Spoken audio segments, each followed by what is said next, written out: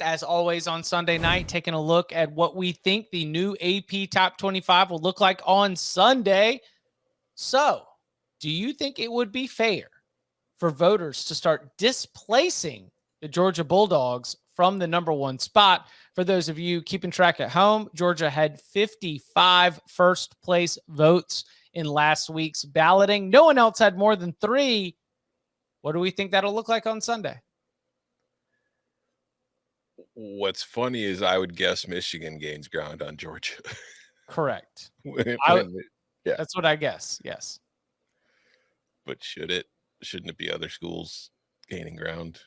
Maybe. I don't know. Texas, Washington. I mean, I don't know. I haven't checked the Washington score in a bit, though, so I don't know where that sits. But Texas gets another pretty big win today. The resume's looking pretty solid, undefeated. Maybe they should get a little more shine. Look, I don't have any problem with people docking Georgia some. Would I dock Georgia? I don't know. I think Auburn's probably 10 points better than Nebraska on a neutral field. So, I thought that was a much harder game for them than Michigan's game at Nebraska, despite what the spread said. So I don't know. Like, I don't have a huge problem if you want to dock Georgia. They really haven't, quote unquote, played anybody respectively yet. And if you want to reward other teams who you think have looked better, yeah, like I'm totally fine with that. Like, as long as there's some consistency to your method and we actually consider the games played as the season goes along, right? I don't have a problem with that at all. I watched a lot of the Michigan game today. Good. If now would be a good spot to talk Michigan. Yeah, no, this is a fantastic opportunity because as soon as things are taken care of, move that one over to the side. Michigan run game looked good and consistent. Nebraska is a much better pass defense than it is a run defense. We should note that. Michigan still had a nice little variety of run scheme. They pushed Nebraska around pretty much at will. Michigan's defense just obviously crushed Nebraska's offense. Nebraska's offense it's inept talent-wise. They don't have a quarterback. They hired Marcus Satterfield to be their coordinator. Like, you really couldn't have a worse combination of factors if you're trying to score points. So, I mean, I don't know how much you take away from that one. But I was impressed at the dominance level that Michigan showed defensively, like just completely shutting them down. That's still a conference opponent on the road. It's not a G5 school, so there's some takeaway there. And because Michigan fans sort of hate us, I will continue to say this. You had a bomb on play action. You had a bomb on a scramble. You had one on a flea flicker. I would like to see Michigan run some non-play action, non-scramble, non-flea flicker, drop back, quick game, 3-step, 5-step, 7-step drop stuff in games. Because last year, when you got down to TCU, it looked like you hadn't done it because you hadn't. And you looked bad at it. When you play the better teams, you will probably be put in more obvious passing down type situations. And I would like to see, just for my own evaluation of this team, because they're only going to play 2 teams that can really run with them, I think, or bang with them. And that's debatable whether those 2 teams could bang with them anyway. I just want to see it some. They hit the explosives with what I mentioned. Can we work on the drop back game in the game a little bit more? Like, I just want to see it just to see, like, are you guys actually getting better at that? Because that's where they got exposed last year at times against TCU, as well as the defense had some problems. But overall, like, they look damn good at what they do. They're still that sort of incomplete with that one specific aspect. And it's the thing I've had circled since the offseason. You're not going to see it. And you know why? Because Michigan is 5-0. They've played 5 games. And that defense is yet to take a snap inside its own 10-yard line. Nobody has had a goal to go against this Michigan defense. So the idea of them trailing anybody anytime soon seems like a wild fantasy to me.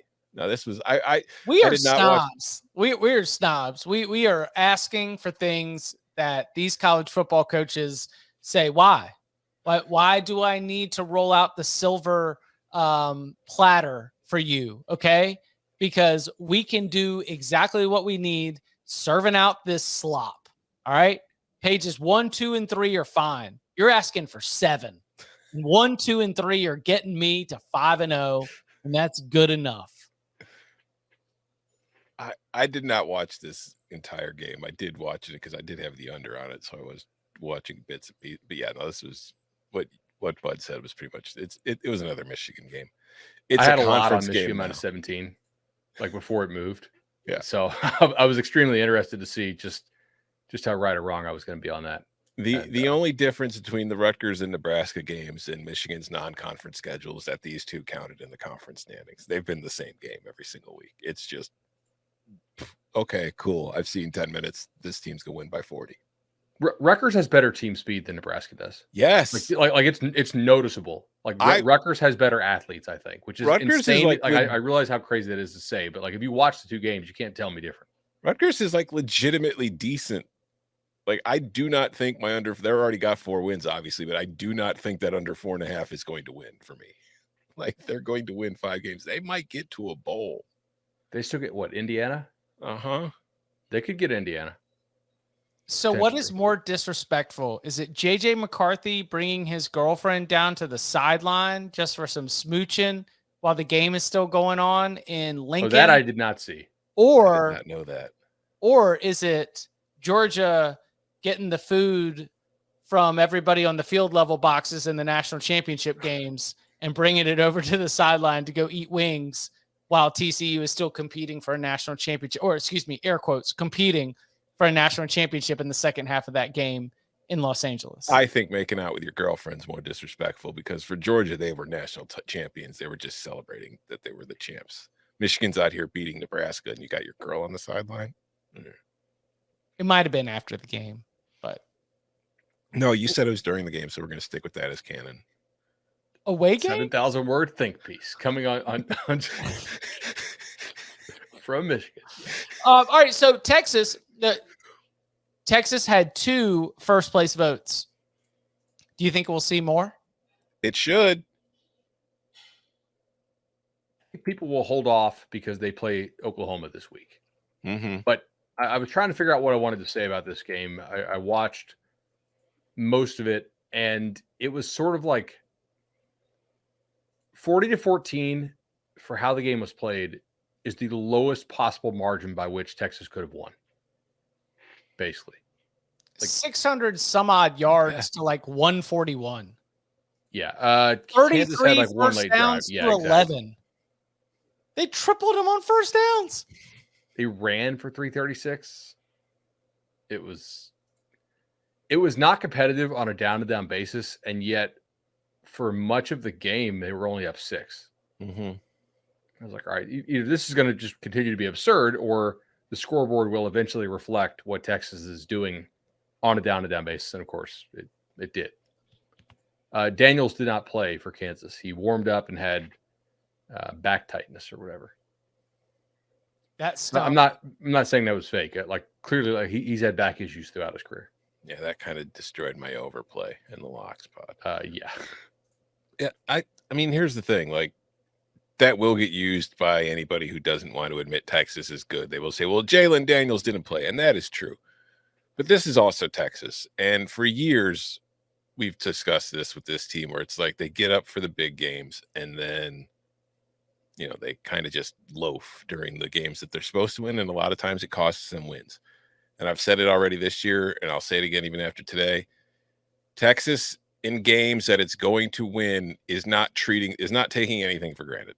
They could have won by more today, but they still won by 26, and they had 660 yards of offense. They're doing what a team that, like we were talking about with USC earlier, Chip. Mm-hmm. They're doing the thing that you have to do if you want to be taken seriously as a title contender. They're not goofing around. They're not messing around. They're just beating you, and they're playing better than you from the start of the game until the end of the game. And that's really what today was to me. I can't wait for next week. It's going to be awesome. Texas, Oklahoma. It's going to be awesome. Yeah. Because All we right. haven't had the upsets yet. Like everybody's like, oh, could this be a crazy year like 2007? No. Yes, in that, like, you could tell me about any number of like maybe 10 teams could, if they get hot at the right time, win it all. No, in that, like, we have not had the right team to lose yet. Like all the teams we thought were good are still undefeated, except for when a good team has played a good team. We have not had the upsets. So if Phil Maffa picks up the blitz, is that a big upset? What were they, 2-point favorite? I mean, That's what I'm saying. Like like LSU and Ole Miss, like Clemson beating Florida State at home is not an upset. I don't care what the spread was. I mean, it would be a point spread upset, but you know what I'm saying? Like 2007 was nuts. Yeah. Mm-hmm. I think we're saying the same thing in that I don't think this is a 2007 year. I just think it's a year where the very, very top has come back to the pack. Yeah. Mm-hmm. But the top tier is still a top tier. Yes. I do not see a lot of chaos beyond that. It's just we don't know out of the top tier of what, 9 teams, maybe.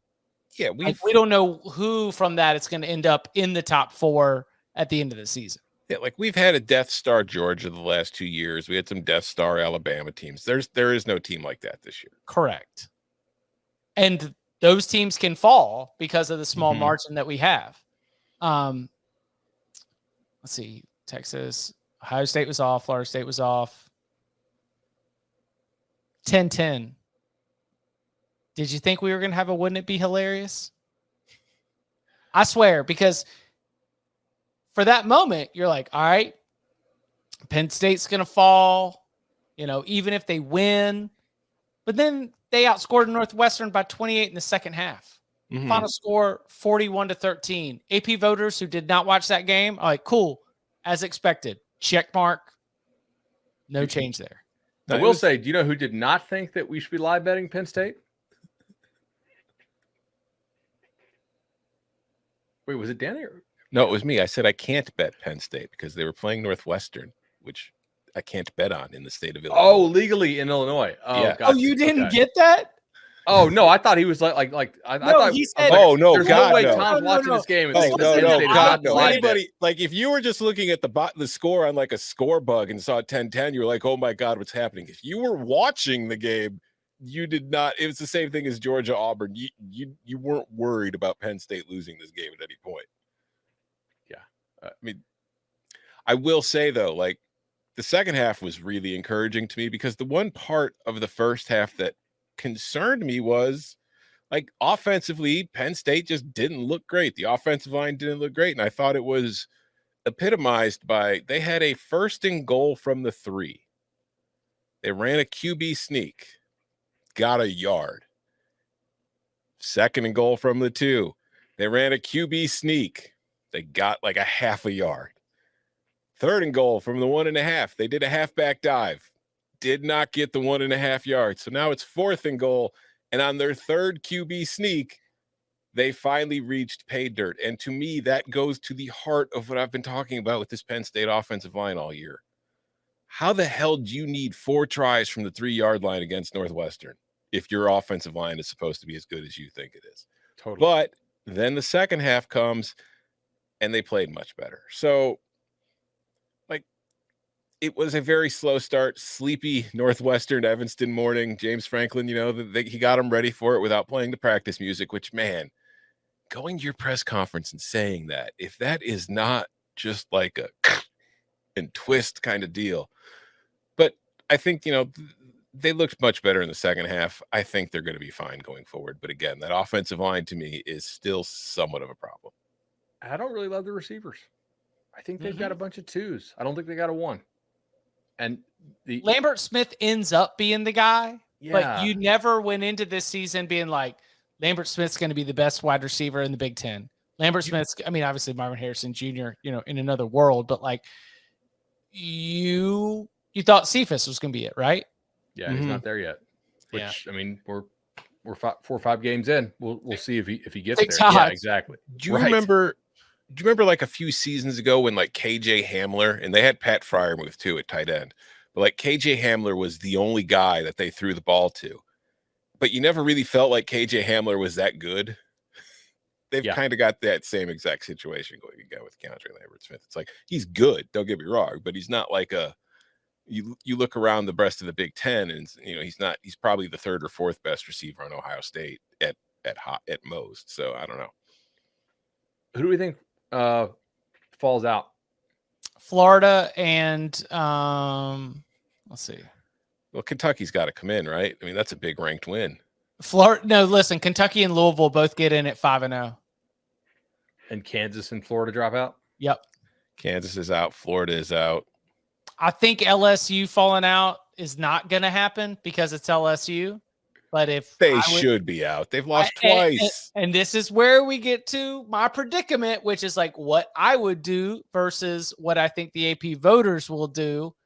But yeah, I think that LSU as a 2-loss team should probably fall out in favor of a 1-loss Kansas State, in favor of a, I don't know, undefeated Air Force, undefeated James Madison.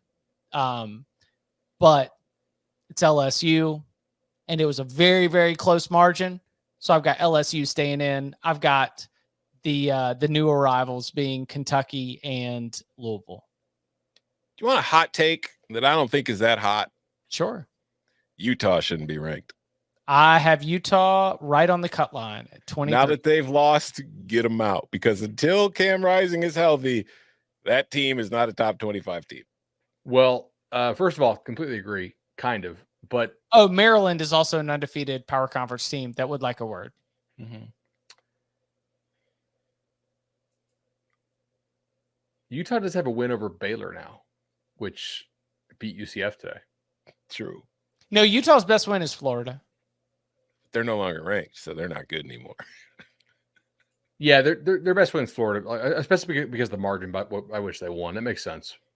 I mean, that offense in there, it's like if you look at Utah, like, yes, they won and they deserved all the credit in the world for winning those games, but I'm not exactly a numbers guy, but how about 16.3 points per game against FBS opponents? Does that scream top 25 team to you? What do they allow against FBS opponents? like, Listen, 12? I'm just saying that if you're breaking ties between 1-loss teams, are you going to take the team that scores points or the team that really, really struggles to score points? And totally. To be clear, like, I don't think Utah is garbage. I just think that right now, with 90% of the team on the injury report, that is not a top 25 team. So we probably don't need to rank them until they're healthy. Is Kentucky fraudulent? Yeah. Well, wait. I don't know. Like, they're somewhere between the 20th and 35th best team in the country. Oh, well, get the grab bag, like whoever. Yeah, right. Like, yeah, they, from a power rating standpoint, like, they're going to rotate in that range, kind of all. Like, the passing game is poor. And they hit explosive plays today on Florida. Like, I tweeted this out. Like, it's a pretty nice long con they ran for the first 4 non-conference games to like completely just break every tendency they had and almost set the SEC rushing record against the Gators. The guy that Ray Davis, the running back, tied, did you see his name from 1930? Mm-hmm. It's like Shipwreck Davis or Shipwreck Smith. Or like the guy's first name was Shipwreck. He might have been like the original Commodore. I don't know. I mean, that was bad. Kentucky is not fraudulent, but if they get up, they get Georgia next, right? Yep. Mm-hmm. Okay, cool. So we'll expose it, or we won't. They'll cover, because Georgia is not covering against anybody. Hey, congrats to Michigan. You know what? Give Michigan more first place votes because they finally covered. Right? Great teams. Now right? Georgia's the only one left. Great teams. Any other rankings changes that you're expecting or big intrigue? I've got Ole Miss, big overreaction, landing at number 12. Up from 20, short of Alabama. They're going to jump Oklahoma and North Carolina and Washington State not playing creates a little bit of a shoulder shrug. They're going to jump Oregon State, who won. Yeah, they just give up top like 10 a 50 team burger. What's their second best win? Georgia Tech, which